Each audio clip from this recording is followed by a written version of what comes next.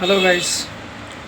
तो आज की इस वीडियो में हम समझेंगे कि एलोन मस्क किस तरह से दुनिया बदल रहे हैं और दुनिया में जो अलग अलग चीज़ें जो है घटित हो रही हैं और नई नई चीज़ें हो रही हैं, किस तरह से दुनिया एलोन मस्क से सीख रही है। राइट। तो सबसे पहले एलोन मस्क का थॉट प्रोसेस क्या है बिज़नेस को लेकर के। पहले तो वो बचपन में उनको कंप्यूटर पसंद था और बाकी सारी चीज़ें उनके मन में थी।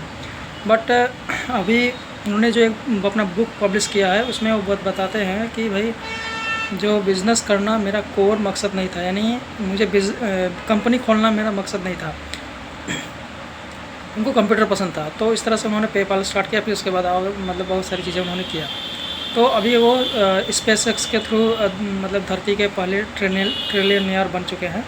तो वो बताते हैं कि पैसों को लेकर के, यानी अमीर बनना या फिर बिज़नेस करने के बारे में उनका एक थॉट प्रोसेस ये है कि वो बोलते हैं कि भाई मुझे ये सोचना है कि कोई चीज़ वर्ल्ड में, दुनिया में एग्जिस्ट करनी चाहिए कि नहीं करनी चाहिए, कैसे किस तरह से वो चीज़ दुनिया को बदल सकती है, लोगों के लाइफ को इम्पैक्ट डाल सकती है।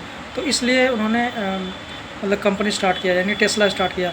पहले के समय में क्या था कि जो बैटरी की कारें, जो आप समझ सकते हो कि जो कोई इलेक्ट्रिक कार है तो कितना सक्सेसफुल रहता था, उस पर कोई बिलीव नहीं करता था कि भाई ये कितना चलेगा, क्या करेगा, क्या नहीं करेगा। और वो भी उनका मकसद ये था कि भाई दुनिया से प्रदूषण को कम करना है, यानी कि जीवाश्म ईंधन यानी कोयला, पेट्रोल वगैरह जो यूज़ हो रहा है गाड़ियों में, उसकी वजह से प्रदूषण हो रहा है और वातावरण को काफ़ी ज़्यादा नुकसान झेलने को मिल रहा है, जिसकी वजह से हमारा जो ह्यूमैनिटी है आगे आने वाले फ्यूचर में ख़तरा बन जाएगा।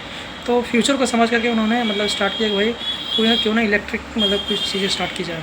तो इस तरह से उन्होंने ये नहीं सोचा कि भाई हमें इसमें फ़ायदा होगा, नुकसान होगा, तो उन्होंने स्टार्ट कर दिया बस।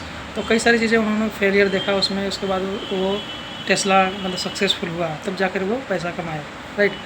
तो अभी कि ये देखिए कि भाई टेस्ला आने के बाद, टेस्ला के सक्सेसफुल होने के बाद दुनिया में किस तरह से अलग अलग कंपनीज़ ने भी अपने इलेक्ट्रिक कारें बनाना स्टार्ट कर दी।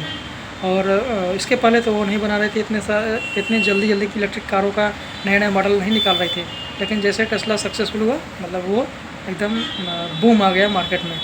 तो आप देख रहे होंगे अपने इंडिया में भी, जैसे कि टेस्ला अभी इतना सक्सेसफुल नहीं है यहाँ की गवर्नमेंट की वजह से, लेकिन और भी कारें, टाटा की कारें और भी जो किया वगैरह हैं, कई सारी कारें इलेक्ट्रिक उन्होंने निकाल दिया है और काफ़ी सक्सेसफुली चल रहा है। जस्ट लाइक द सेम उन्होंने जैसे स्पेस एक्स के लिए, यानी कि उनका मकसद ये है कि भाई रॉकेट कंपनी खोलने का मकसद ये नहीं कि भाई हम इसमें बहुत ज़्यादा पैसा कमाएं। उनका मकसद ये है कि हमारे जो कॉन्शियसनेस है, यानी कि धरती पे जो पहले डायनासोर का राज था, तो हमारा एक एस्टेरॉयड आया, धरती पे टकराया, इसके बाद सारा तहस नहस हो गया, तो यहीं डायनासोर ख़त्म हो गए। तो इसी तरीके से हमारा जो ह्यूमैनिटी है, धरती पर कुछ ऐसा भी हो सकता है आने वाले फ्यूचर में जिसकी वजह से धरती तबाह हो सकती है। तो जिसकी वजह से हमारा जो ह्यूमैनिटी है, कॉन्शियसनेस है, वो भी ख़त्म हो सकता है। तो उनका मकसद ये है भाई कि अगर धरती पे भी ऐसा कुछ हो जाए तो इंसान मल्टीप्लैनेटरी रहेगा, तो वो भी आगे कॉन्शियसनेस को ज़िंदा रखेगा, वर्ल्ड में फैलाता रहेगा। तो उनका मेन मकसद ये है कि भाई इंसान को मल्टीप्लैनेटरी बना हो किया जाए और कि ह्यूमन कॉन्शियसनेस को आगे तक ले जाया जा सके। तो ये सोच करके उन्होंने स्पेस एक्स स्टार्ट किया था। आज वो स्पेस एक्स की वजह से ट्रिलियनियर बन चुके हैं और नासा जैसी बड़ी बड़ी जो गवर्नमेंट की एजेंसियां हैं उनको प्रोजेक्ट वगैरह दे रही हैं। तो अब उनका जो स्पेस एक्स में उन्होंने जो रिसर्च किया, खोज किया, वो था रीयूजेबल रॉकेट्स, यानी कि इससे नासा, ना तो इसरो, ना तो रूस का भी या चाइना या जापान, कोई भी स्पेस एजेंसी रीयूजेबल रॉकेट का इस्तेमाल नहीं कर रहे थे। लेकिन उन्होंने स्टार्ट किया एलोन मस्क ने और ये रीयूजेबल रॉकेट को सक्सेसफुली लैंड कराया।